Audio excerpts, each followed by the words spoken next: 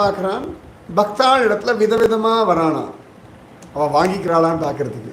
நல்லா புரிஞ்சுக்கோங்க, பகவான் ஒரே விதமாக வந்து உங்களுக்கு அனுகிரகம் பண்ணுறது இல்லை. நீங்கள் சினிமாலையும் நாடகங்கள்லையும் கற்பனை வச்சுருக்க மாதிரி வந்து அனுகிரகம்ன்றது கிடையாது. அனுகிரகம் பலவிதமாக பல ரூபமாக பலர் மூலமாக வரும். இதை புரிஞ்சுட்டாதான் நிஜமாவே அனுகிரகம்ன்ற ஒரு விஷயத்தை புரிஞ்சிக்க முடியும். இல்லாட்டி புரிஞ்சிக்கவே முடியாது.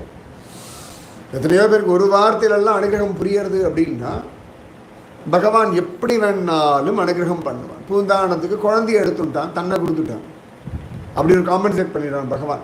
ஏதோ ஒன்று நஷ்டம் அப்படின்னா அதுக்கு பகவான் கொடுக்குற காம்பன்சேஷன் தன்னையே கொடுக்குறான். நாம் அந்த நஷ்டமானதை ஃபோக்கஸ் பண்ணிருக்க வழியே காம்பன்சேஷனாக கிடச்ச அவனுக்கு ஃபோக்கஸ் இல்லை. அதுதான் பிரச்சனையை. தொலைச்சதையே தேடிட்டு இருக்கோம். நதியில் தொலைச்சாச்சுன்னா அது எங்கேயோ போயாச்சு, முன்னெல்லாம் கிடைக்காது.